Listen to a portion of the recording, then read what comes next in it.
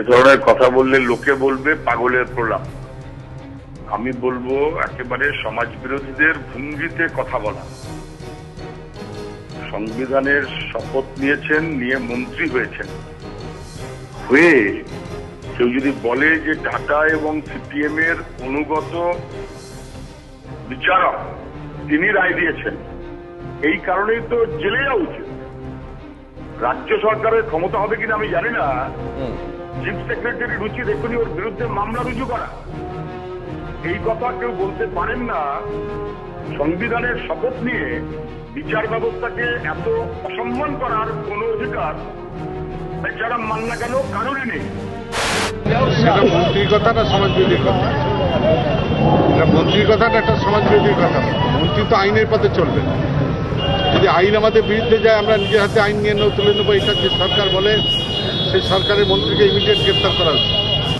একজন সরকারের মন্ত্রী তিনি প্রকাশ্যে আইন ভাঙার প্ররোচনা দিচ্ছেন। যদি আইন বা যদি আদালতের নির্ণয় তার পক্ষে না যায়, এটার জন্য ওর এখনই মন্ত্রিত্ব যাওয়া উচিত এবং ওর বিরুদ্ধে ফৌজদারি মামলা রুজু করা উচিত। যেমন নেত্রী তেমন তার ক্যাডার, কি করা যাবে? মন্ত্রীও বলছে তিনি দেখে দেবেন, সুপ্রিম কোর্ট মামলা ঝুলছে, যে মামলা শেষ হওয়ার পর জমি ফেরত দেবো, কি করে দেবেন আমি জানি না। একই সঙ্গে বলছেন মামলা শেষ হলে ওর যদি ক্ষমতাই থাকে জমি ফেরত দেওয়া, তো এখনই দিয়ে দিক না। পালন করছে কি, আটকাতে পারবে? বলে যাচ্ছে হাইকোর্ট সম্বন্ধে বদনাম করছে, আগেও করেছে। এটা বেসিক্যালি গণতন্ত্রের প্রতি কোনো আস্থাই নেই।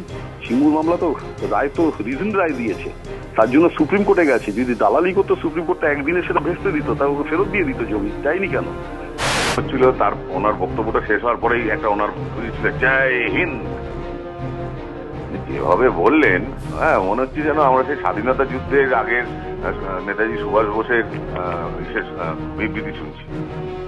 এইটুকুই বলতে পারি। এই হাস্যকর বিবৃতি দেওয়ার কোনো মানে নেই। মানুষ যা বোঝার বোঝেন।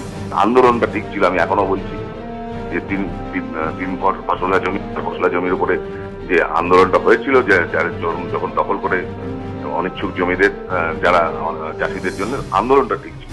কিন্তু পরবর্তীকালে যখন এইরকম পরিস্থিতি, সেইখানে আমার মনে হয় এখনো সুস্থ মস্তিষ্কে ঠান্ডা মাথায় এটা উইদাউট কোর্ট যদি বাইরে কোনো সেটেলমেন্টে গিয়ে কোনো ইন্ডাস্ট্রিকে আনা যায়, যে অবস্থা আছে সেইখানে, তাছাড়া কোনো বিকল্প পথ আমরা দেখছি না। সেটা নিয়ে কিন্তু ভাবনা চিন্তা হওয়া দরকার। অযথা এই ধরনের বলে কালকে ঠিক হয়ে যাবে, জানুয়ারি মাসে দিতে পারবো, এটাতে সরকার পরবর্তীকালে আরো বিপদেই পড়বে বা আরো কথার সম্মুখীন হবে বলে আমার মনে হয়।